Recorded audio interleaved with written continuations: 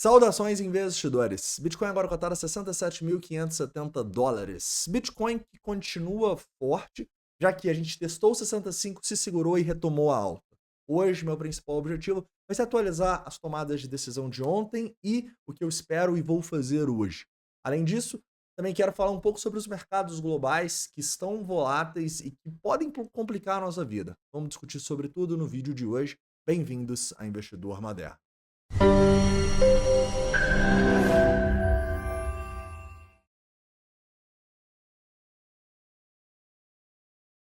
Investidores, o vídeo de hoje vai ser bem rápido, tá? E eu já quero começar falando com você sobre o que eu vejo como principal risco no Bitcoin, tá? Vocês vão perceber pela análise que não é o gráfico do Bitcoin, não são os nossos indicadores, e sim é o S&P 500, tá bom? O S&P 500, caras, ele tá esticado, a gente tá muito próximo da máxima histórica aqui, assim como o Nasdaq, mesma coisa, muito próximo da máxima histórica. Então, nesse momento, o maior risco que eu vejo no Bitcoin é algo fora da curva acontecendo e a gente tendo um dump no S&P, tá bom? Se isso acontecer, a gente deve sofrer. Inclusive, a queda dessa semana, para mim, está muito ligado a esse, entre aspas, bem aspas, dump de 2% no S&P 500, que o Bitcoin cai mais. O Bitcoin, ele é mais volátil, né? Então, quando o S&P 500 caiu 2%, o Bitcoin veio aqui e caiu 6%, né? Então, é natural que isso aconteça, tá bom? Por quê? Primeiro, porque o Bitcoin está numa resistência, né? Então, e segundo, que a gente naturalmente é mais volátil, né? Agora parece que essa volatilidade só é para baixo, mas quando o Bitcoin romper essa resistência, vocês vão ver em dias que o S&P 500 sobe 1, o Bitcoin subindo 5, 10. Vocês vão ver, cara, é exatamente o mesmo script quando a gente teve o dump da pandemia e o preço começou a se recuperar, né? O S&P 500 fez a mesma coisa, tá? Ele não foi de uma vez igual todo mundo acha, não. Ele teve diversas correções, tá? E cada correçãozinha dessa aqui, o Bitcoin, ele dava umas patadas para baixo muito feias, tá? Eu tô falando de 10, 15, 20 ou mais por cento, tá? Isso acontece por quê? Porque nesse mercado aqui, tava todo mundo apostando na baixa, né? Tava todo mundo apostando que a gente ia ter uma nova crise de 29, que a pandemia tinha mudado as coisas. E é justamente disso que a gente precisa ver. Hoje em dia, você vê pouquíssimas pessoas que surfaram essa alta do S&P 500. Por quê? Porque da mesma maneira que foi lá em 2020, 2021, elas estavam acreditando que a gente ia ter queda. Então é normal e natural e positivo que a maioria do mercado não consiga surfar um movimento e aposte na queda. Mas a gente não pode esquecer que, pô, se essa queda começar, igual, por exemplo, a gente teve ali no começo de agosto, igual a gente teve essa semana, é natural que a gente tenha correções. E essas correções, elas vão ser oportunidade para você acumular Bitcoin antes dele ir embora, tá? Porque depois que o Bitcoin conseguiu ali, né, sair das correções que ele teve, foram correções meio feias aqui ao longo desse movimento, cara, foram correções que assustaram, digamos assim, você não vai ter mais oportunidade quando o Bitcoin estiver muito acima da máxima histórica, tá? Então, quando o Bitcoin estiver lá nos $100.000, você acha que eu vou estar olhando para comprar altcoins? Você acha que eu vou estar olhando para comprar Bitcoin? Não. Então, você tem que aproveitar essas quedas no S&P e essas correções no Bitcoin para estar de olho para comprar enquanto ainda está barato, tá bom? Então, aproveitem as quedas. Foi o que a gente fez ontem com os membros, eu vou mostrar aqui para você. Além disso, eu destaco para vocês o que eu venho falando há muito tempo. A dominância está muito legal. A dominância ela está subindo com força. Isso é ruim para as altcoins?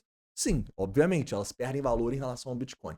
Mas isso é ótimo para o Bitcoin, porque isso de maneira muito clara dita que o mercado está racional. Se a gente tivesse isso na resistência com as altcoins pumpando, eu estaria preocupadíssimo. Mas não é o caso. As altcoins não estão pumpando, a maioria delas está perdendo para o Bitcoin. Então isso é um sinal de que a gente está pronto sim para fazer esse rompimento. Para mim é um ótimo sinal, tá bom? Além disso, destaco para vocês que quando a gente olha as narrativas que a gente vê por trás dessa dominância é exatamente as mesmas que a gente teve nos últimos ciclos, cara. Em especial o último ciclo, que a maioria não, mas boa parte estava aqui em 2020, 2021. Cara, esse blá blá blá que estão falando que agora tem muito mais altcoins e agora as altcoins não podem subir porque está muito diluído, foi exatamente a mesma narrativa, a mesma coisa que a gente escutou em 2020. Cara, a mesma coisa, cara. Parece que não, parece que as pessoas não viveram o ciclo. Algumas que estão falando a mesma coisa agora, né? E as pessoas esquecem, cara, que beleza, a maioria das altcoins é uma merda e a maioria das altcoins não vai subir. Mas os bons projetos, quando a gente começar uma alt-season, eles sim vão performar bem, tá bom? Então, talvez o problema não seja ter muitas altcoins. Talvez o problema seja investir em altcoin merda, né? E detalhe, eu não tô falando que todo mundo só vai investir em altcoins boas, não. Eu acabei investindo em algumas altcoins ruins nesse último ano aí. Mas é porque faz parte do risco, cara. A maioria dos projetos altcoins ainda não estão consolidados, tá? E algumas dão muito certo, outras dão muito errado. A ideia é que você tenha, primeiro, mais que deem certo, né? E segundo, as que deem certo paguem muito mais do que as que deem errado.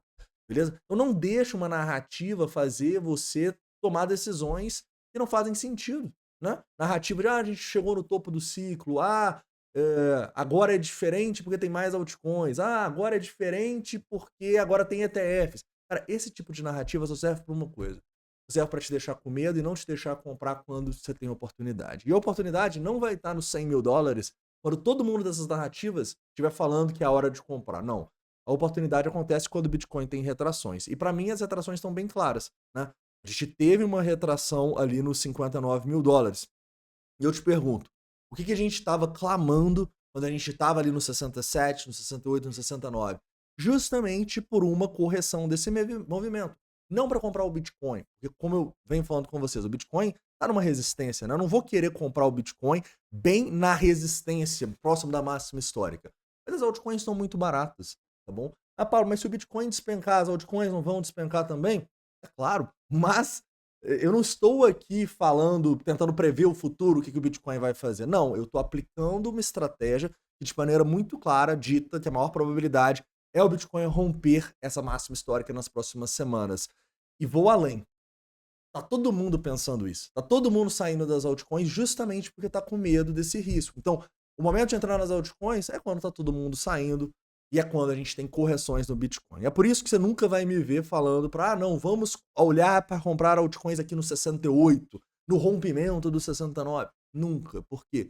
Porque eu entendo que a gente deve comprar quando as pessoas estão com medo, a gente deve comprar e quando tá barato também. O bom é que as coisas se unem, né? Quando a gente vai pro medo ali no mercado, em especial nas altas, elas ficam muito baratas e é o momento de comprar, tá bom? Então eu acho que a gente sim teve ótimas oportunidades de compra nas altcoins quando a gente foi nessa região aí abaixo de 66, 65.500, retração de FIBO do movimento. Até por isso, eu comprei 5 altcoins que eu estava de olho para fortalecer aí a minha posição. Inclusive, uma altcoin nova, que eu não tinha na carteira, e agradecer aos céus essa oportunidade, porque se o Bitcoin fosse para 80 direto, provavelmente eu não teria essa altcoin no ciclo. Eu vou falar sobre ela no vídeo do final de semana, tá bom?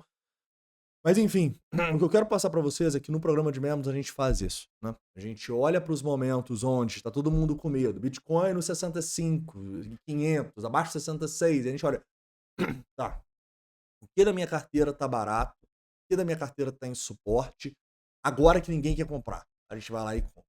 Assim como quando a gente está subindo, a gente olha para realização, né? E eu entendo que para a maioria das pessoas possa parecer, tipo assim, por que o cara está realizando Bitcoin no 69, sendo que ele acredita que ele vai nos 150, nos 200?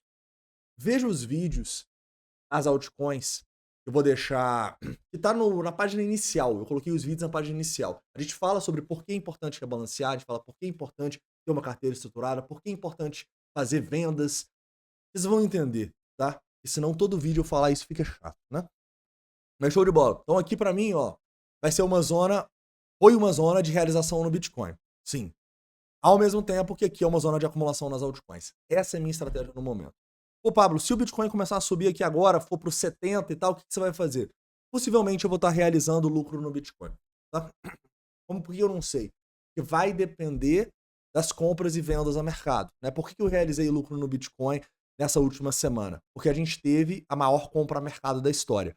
Beleza, não foi uma compra tão gigante assim, quando eu comparo com as outras aqui, e, por exemplo, não tão grande igual a venda que a gente teve lá em agosto, mas eu sei que, cara, quando a galera dá uma emocionada e compra muito, no mínimo, eu posso fazer uma realizaçãozinha que, vou falar provavelmente, mas eu vou falar possivelmente eu vou ter uma retração para comprar as altcoins.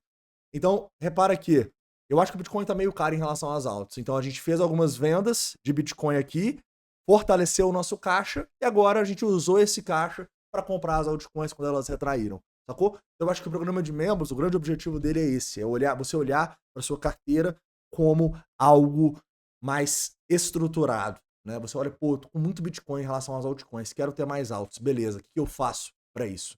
A partir daí você segue uma estratégia clara, olhando onde as pessoas estão comprando, olhando onde elas estão eufóricas, olhando onde elas estão com medo, olhando onde elas estão vendendo, para você acumular, beleza? Então eu acho de maneira bem clara, a gente começou a ter gatilhos de acumulação bem aqui, ó, quando a gente teve mais de 500 milhões de dólares ali testando os 66, tá bom? Então, essa região para mim, entre 66 e os 65.300 ali, que eu acho que a gente foi a região onde eu comprei aí 5 criptomoedas, uma nova. Beleza? Cara, para finalizar aqui, ordens. Para finalizar, o sentimento, né?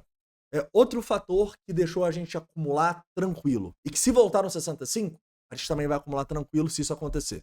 Open Interest em queda, tá bom? Repara que o preço tá lá em cima e tal, pá, beleza. Até teve um Open Interest subindo um pouquinho aqui, esse primeiro movimento até os 68.500, né? Mas depois, olha só, o Open Interest caiu, né? O Open Interest despencou.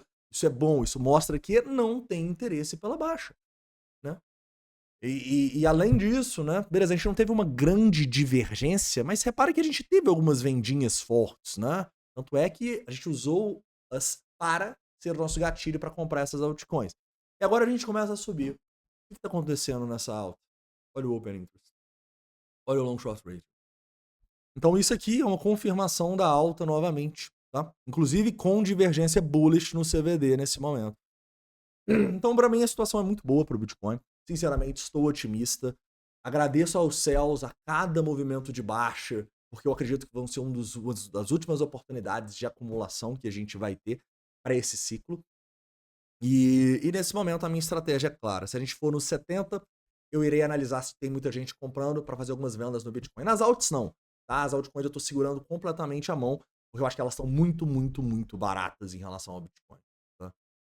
Pô, uma dominância em 59, caras, é realmente impressionante. Então, eu ainda acho que a gente deve subir um pouco mais aqui, pelo menos até formar a nossa máxima histórica ali. Mas eu não acho que isso aqui vai ter vida longa, não, tá bom? Eu lembro que a gente falava que assim, os 60 seria um bom ponto. Eu acho que sim. Eu acho que 60 e poucos aqui, ó, vai ser o nosso topo da dominância. Não é meio futurologia, mas eu acho que isso vai estar muito mais baseado ao momento do ciclo que a gente está, e eu acredito que a gente vai romper a máxima em breve. Né? Rompendo a máxima em breve, a dominância tende a fazer um topo rápido, igual foi da última vez aqui. Né? Cara, a dominância, quando a gente rompeu o máximo da última vez, ela estava ali mais ou menos em 63%, e ela chegou a 73% quando o Bitcoin foi ali para os 40 e tantos. Você acha que alguém estava comprando altcoin aqui? Não tava. Não tava nem fudendo. E é uma pena, porque quando isso aqui começar a acontecer, que foi ali na virada do ano 2021, e eu acho que vai acontecer de novo, as pessoas não vão conseguir comprar altcoins a tempo. E quando começar essa queda dominância, as altcoins já subiram 500, 700 e as pessoas ficam com medo de comprar. Né? E aí onde que compram? Na euforia. Quando tiver todo mundo comprando e vão ficar presas no ciclo, vão desistir no meio do caminho. É a vida, cara. É incrível como o mercado ele faz as mesmas coisas aí. Minha terceira bull run aí e nada mudou, tá? Acho que a única coisa que mudou agora é que realmente a gente tem mais shitcoins, mas eu aposto que vão continuar performando muito bem nos momentos de euforia. Beleza? Então é isso, um forte abraço.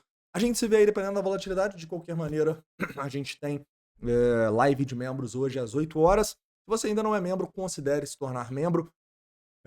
Não sei se mudaram o preço já. Era para ter mudado, mas se não mudou, você deu sorte aí. E a galera que tá no YouTube, pelo amor de Deus, galera, entra dentro do escritório, tá bom? Os preços, se já não mudaram, então para mudar aí, a gente vai mudar os planos do YouTube. Então, se você não entrar no escritório, você pode perder alguma coisa a mais, porque quem já é membro vai manter o preço atual. Tá bom? A gente não vai mudar o preço de quem já é membro, só de quem for novo membro. Beleza? Então é isso, um forte abraço e até de noite aí na live de membros. Valeu!